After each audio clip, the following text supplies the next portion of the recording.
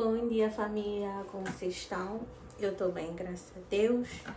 Sejam bem-vindos mais uma vez ao meu canal. E hoje, depois de muitos pedidos, sim, decidi gravar um vídeo. Decidi gravar um vídeo para vocês. E hoje passam-se um ano e 5 meses que eu estou nos Estados Unidos. Sim, eu estou no meu segundo ano de au pair, com a mesma família, com os meus 3 monstrinhos. E tá tudo bem desse lado, graças a Deus. Porque decidi ficar com a mesma família, porque eu senti que essa família, a gente teve uma boa conexão, e gostei muito mesmo deles. Do mesmo jeito como eles me trataram do início, é do mesmo jeito que estão a tratar hoje. E talvez até um pouquinho melhor. Também já deixei a timidez do lado e tal. Hoje, vou tentar, nem como as meninas estão sempre me perguntar lá no Instagram. E se não me segue no meu Instagram, pode seguir já, por favor, né? Siga o meu Instagram, Beatriz Celeste. E deixa só falar sobre o tema de hoje. Eu até, conforme eu disse que eu não tenho memória de elefante, eu escrevi aqui os temas que pediram lá no Insta para poder falar um pouquinho. São 2 e vou tentar fazer o resumo total de tudo. Deixa só fazer o resumo antes de eu falar do tema de hoje. Eu, no meu processo, né?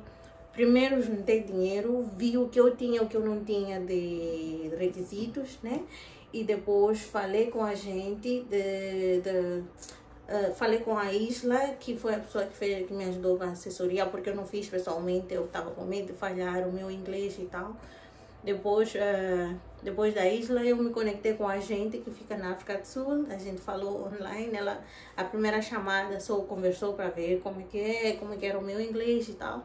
Depois de falar com ela, eu paguei a primeira taxa. Depois de pagar a primeira taxa, ela mandou fazer algumas correções, né?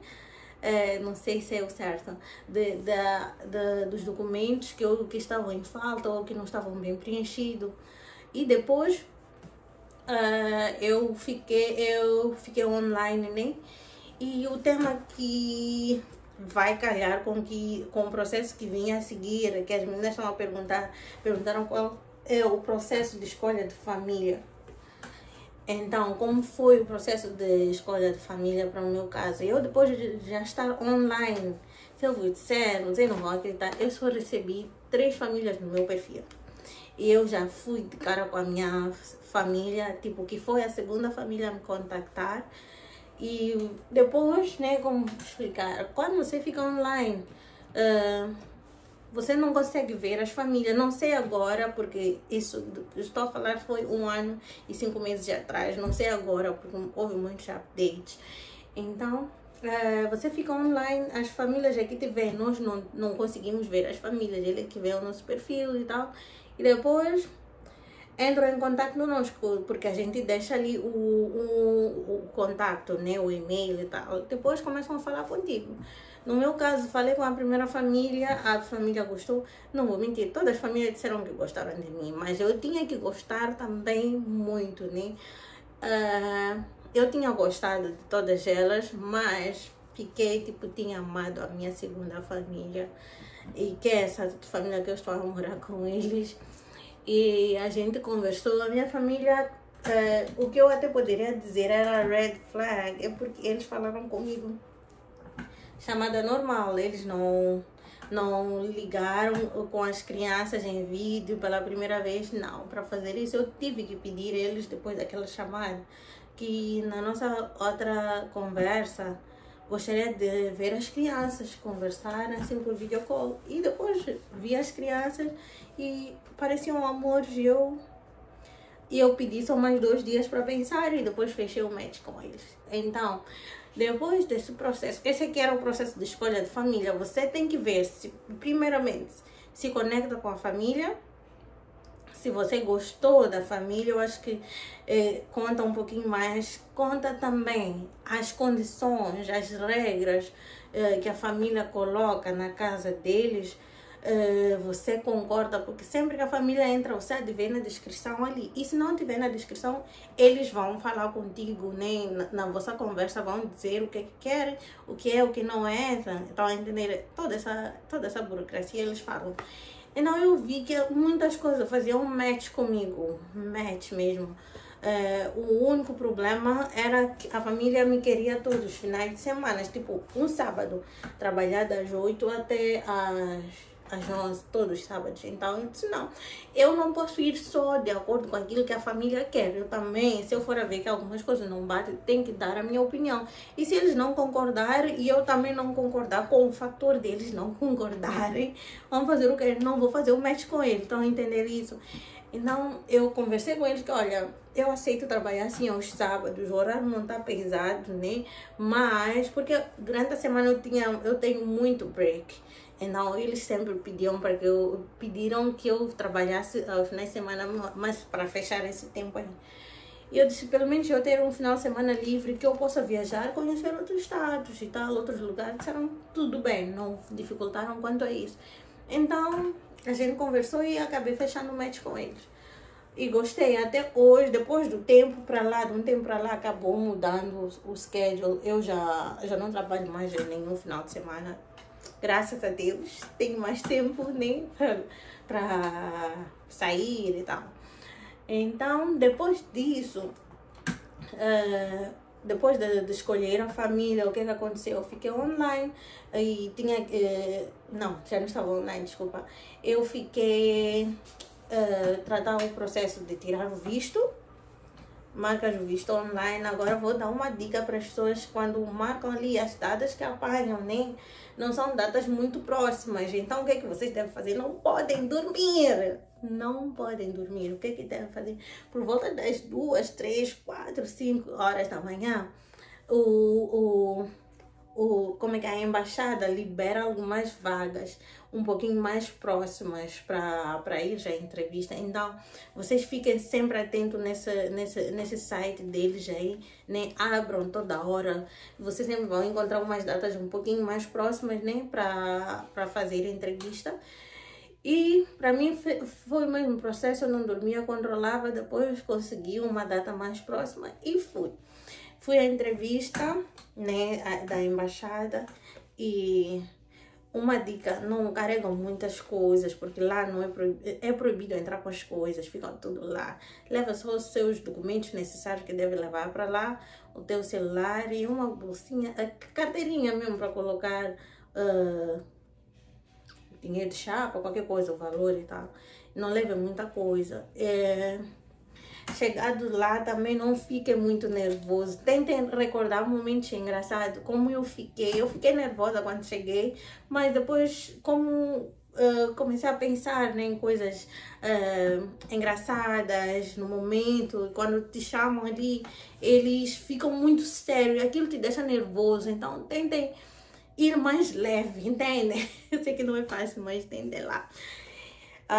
Fui para a embaixada, o meu visto foi aprovado e a minha família me queria para maio e tal. Acabamos que eu já estava muito ansiosa para ir. Eu despedi no meu trabalho, nem com 30 dias de antecedência, porque eu tinha contrato com eles e acabei indo mais cedo.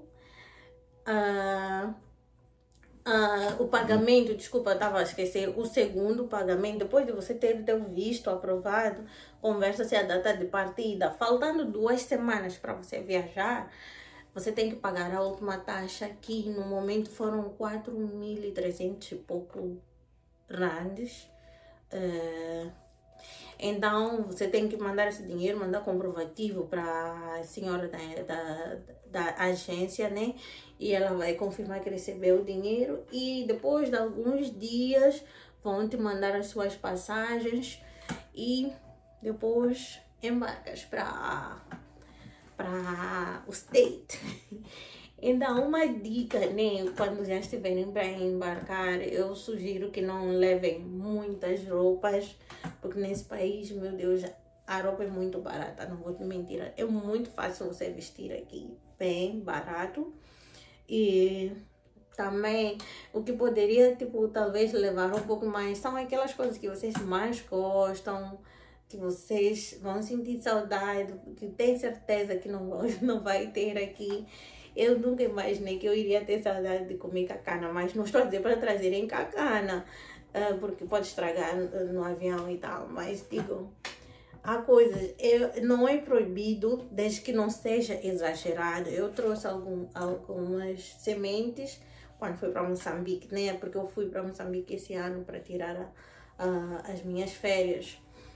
Eu trouxe algumas sementes de cacana, vocês não vão acreditar. Eu trouxe algumas sementes de cacana, de folha da abóbora, de também nhangana, daquelas coisas que eu mais gosto, porque aqui não é fácil de achar.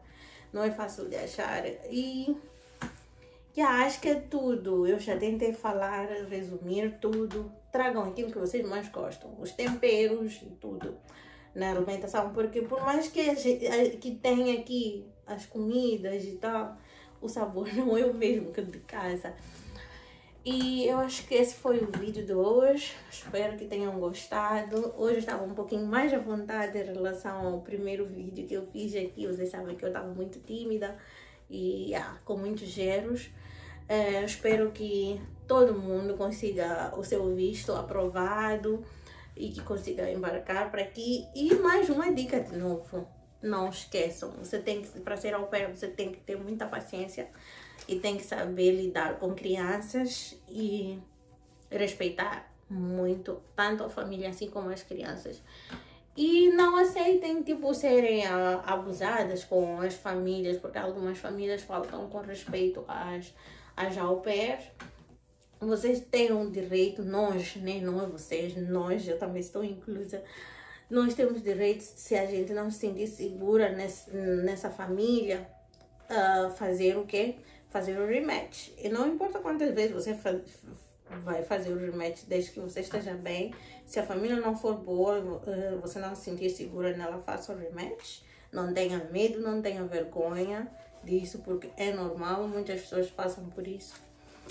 E é isso, fiquem bem, um beijo e fiquem bem. E me sigam lá no meu Instagram, por favor. Beijo, beijo. Fiquem bem. Tchau, tchau.